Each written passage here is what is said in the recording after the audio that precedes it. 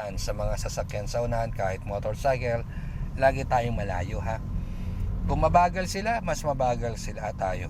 Kung bumilis sila ng konti, bibilis ka rin ng konti, pero lagi ka pa rin may distansya. Tulad yan, yung jeep na yan, babagal ka kasi maaaring hahanap ng pasero niya. Kung hindi ka naman makakalusot dahil may pedestrian, titigil ka muna ng dahan-dahan. Titigil ang dahan-dahan. Hihintayin ho nating makaalis yung jeep kasi hindi ka pwede umovertake sa kurbada. So hintayin mo kapag safe na. Yan. Parang feeling ko gumagalaw. Hindi naman. Pag gumalaw na si jeep, let's go. Move na rin tayo. Okay, tuloy mo lang. Okay, diretso. Maintain mo yung linya. Maintain. Okay, diretso lang. Na hindi ka lalampas sa guhit sa gitna. Good. So, lagi may distansya sa mga sasakyan sa unahan. Huwag muna tayong lalapit. Always have safe distance.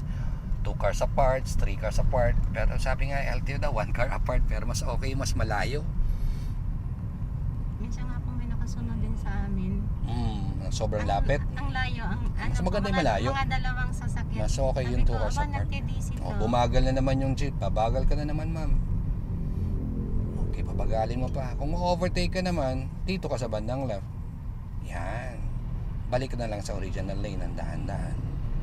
Okay, maintain mo ulit yung lane niya. Maintain. May hati yan sa gitna. Hindi ka pwede lumampas sa hati sa gitna. Malinaw naman yung pavement markings eh. Daming nakaparada sa gilid. Unattended yan. Walang driver yung mga yan. May intersection, mag-slow down ka agad. Abang agad yung pasa brake. Malay mo, biglang tumawid yan nasa kanan mo. Okay, nag-stop ka na. Ibig sabihin, binibigyan mo na siya ng daan. Paunahin natin siya mag-cross. Okay.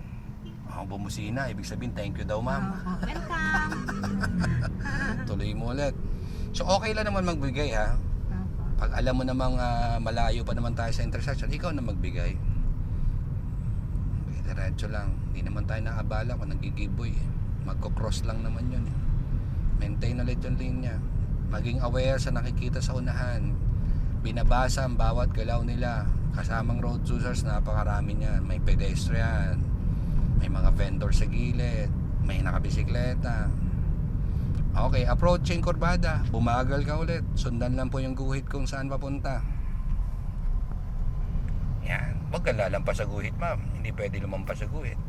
Lumampas na ako. Yes, huwag lalampas. So malapit ka lang sa guhit, ma'am, sa bandang solid na yan, ha. Hindi ka lalayo dyan. Kasi hihinto tayo dyan sa intersection. Meron dyan traffic lights. Kapag red, stop. Kapag green, go. Pag yellow, dahan-dahan o ready to stop. Susunod ka po doon sa tricycle, ma'am. Motorcycle. Titigil ka ng dahan-dahan na bago napating sa motorsiklo. Pero may safe distance pa rin. Sige pa po. A little left, ma'am.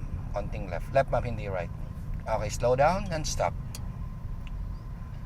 Dahan-dahan ng pagpreno. Huwag bitawan ng brake pedal, ha. Paka-ready naman yung signal light left. Naka-green, naka-red pa naman. Pero malapit na rin tayong mag-go. So pag malapit na rin mag-green, huwag na natin bitawan yung brake pedal habang naka-drive. Kasi tatakbo na rin naman ho yan. Okay? So hintayin na lang natin makagaw yan. Saglit na rin naman eh.